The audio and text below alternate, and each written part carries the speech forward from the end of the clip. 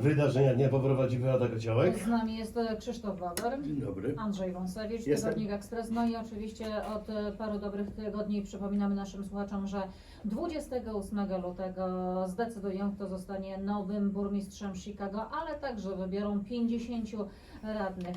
Ten taki organ pomagający, a czasami i przeszkadzający burmistrzowi Chicago w podejmowaniu bardzo ważnych działań. No i w związku z tym w naszym studiu kolejny kandydat na radnego, ale więcej na ten temat już Andrzej Wąsewicz. Gościmy właśnie JuanPablo Prieto, który startuje na stanowisko radnego 30 okręgu wyborczego. Wcześniej prezentowaliśmy inne kandydatury, a dzisiaj mamy akurat JuanPablo razem z nami i zaraz powie nam on, jaki jest jego program, a przy okazji ci z Państwa, którzy chcieliby mu zadać jakieś pytanie, mogą do nas to pytanie wysłać, a my przekażemy.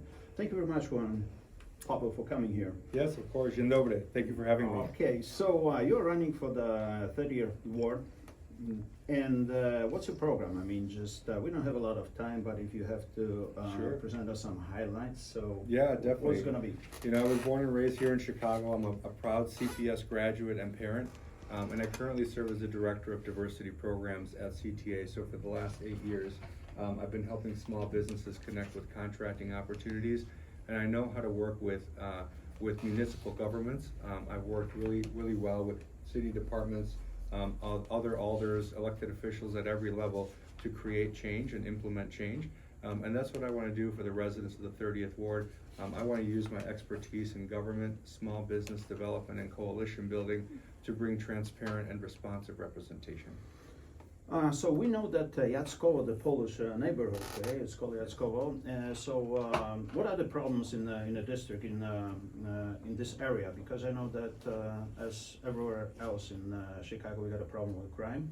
Yeah, you know, we've been hearing. Homelessness and what else? Yeah, we've been hearing a lot about concerns about crime at the door, right? When we're knocking doors, and residents really want us to solve that, and we can. We need to take a community-focused approach. The first thing that I want to do is work with the commanders that are responsible for the 30th Ward and make sure that we have the appropriate level of police presence. And it's not just more police, it's making sure that police are getting out of their cars and talking to residents, getting to know us.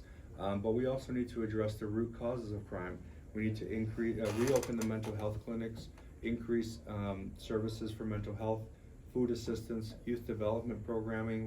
We need to use our schools, our parks to really engage youth.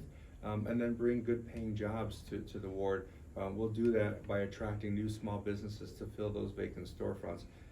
The other thing we need to do is make sure that the police department increases the amount of civilian positions they have so they can bring in mental health experts, social workers, so they can respond to incidents involving homelessness, substance use, and mental health crises so that the police can respond to criminal incidents. You said that you want to be pretty close to the community, and one of the steps is what, the open door policy, Yes. or how do you define it? Yeah, definitely. Transparent and responsive representation includes making sure that we have participatory budgeting. You know, every ward gets $1.5 million to do improvements throughout the ward. I want to make sure that the residents get to vote on what we're going to use that money for. We're going to have a zoning committee so that when there's zoning change requests, we request input from the community to make sure that their voices are heard. We're going to have a small business committee, a youth committee to engage as much of the ward as possible. My office will have, you know, I speak Spanish, I'm fluent in Spanish. We're going to have another full-time Spanish speaker, and I'm committed to hiring a full-time staff who speaks Polish, so that when you come into the office, we can speak with you, we can meet you where you're at, and get the information. We're also going to have ward nights, one night a week, where we'll be open late, so folks who can't come in during the day can come talk to us, no appointment necessary. And then one ward weekend a month. One weekend where we'll be open Saturdays and Sundays, so that again, folks who can't come in during the week can come in and talk to us, no appointment necessary.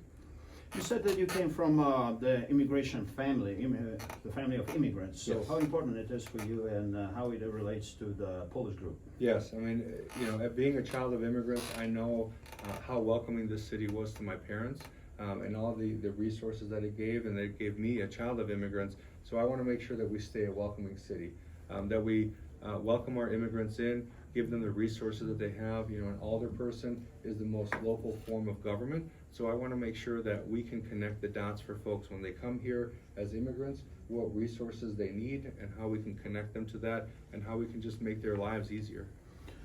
You seem to be the person that knows very well all the problems in Chicago. I think you mentioned CPS, Chicago Public Schools. Yes. Probably was tough for you, wasn't it?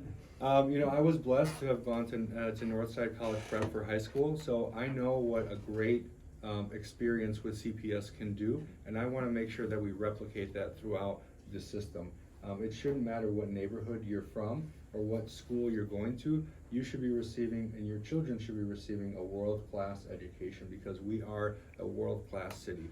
So I want to make sure that we're working with our schools to equitably fund those schools, and that part of that is going down to Springfield and talking to the state about better funding for our schools to make sure that our teachers, staff, and principals are much better supported and that we have other resources to help kids learn in the classroom. Every school should have a librarian, a nurse, and a social worker because we need to provide those wraparound services for our students. Before our interview, you said that that there are some businesses in your area, in your district, that they are not taken, they are not active, they are not, very vibrant. So what's going on? I mean, we see those empty front stores and everything else, so it's kind of depressing side. It is, yeah. We have vacant storefronts throughout the 30th Ward, Milwaukee Avenue, Belmont, Addison, and that's a bad reflection on us as a community.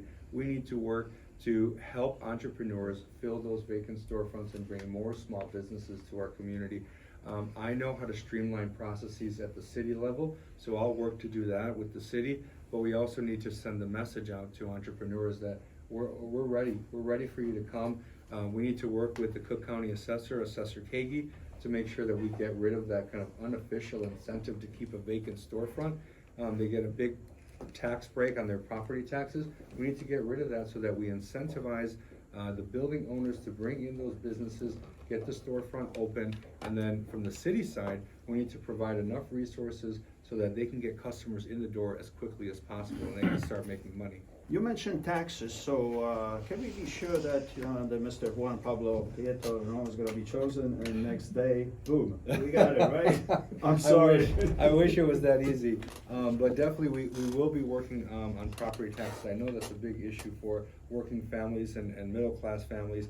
I want to be part of the leadership that gets rid of the automatic escalator on property taxes.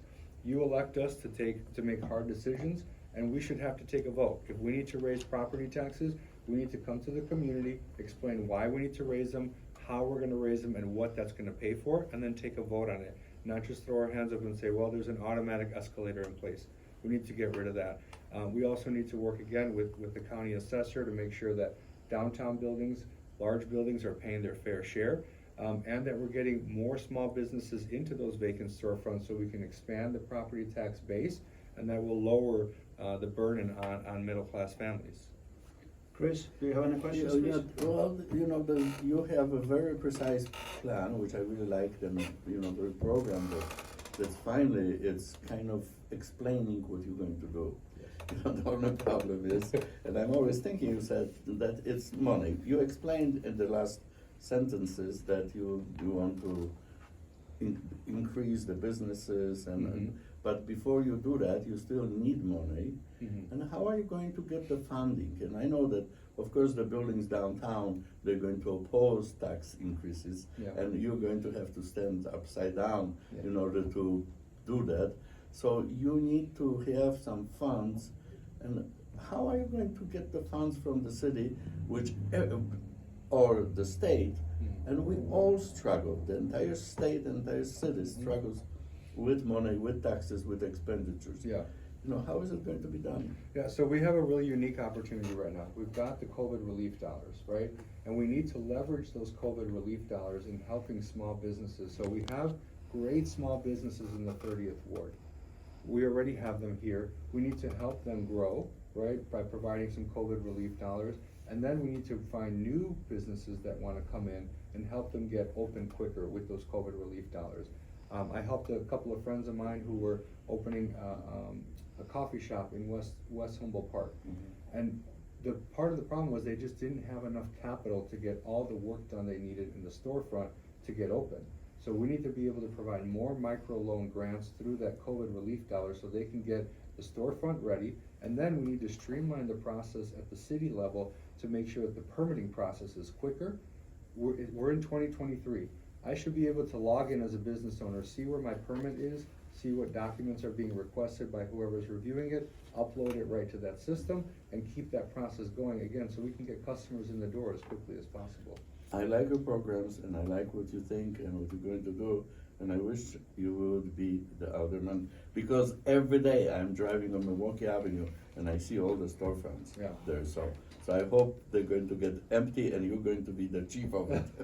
Well, thank you guys. So how to help you, what number to punch, and let's remember 28th of this month. Yes, February 28th, if you requested a mail-in ballot, you should have it already, or it's on its way. Early voting starts on Monday, and then February 28th is election day. Please punch 51 if you're in the 30th ward for JuanPablo Prieto. If you're looking to get involved, please visit my website, JuanPabloPrieto.com, and there's a number of ways to get involved, and we look forward to hearing from you. Thank you very much. Our guest, JuanPablo Prieto, the next, let's hope, alderman, right? Yes. The 30th ward. I certainly hope so. Thank you very much, and thanks for your time. Thank you. 26 minut po godzinie 5 wydarzenia dnia.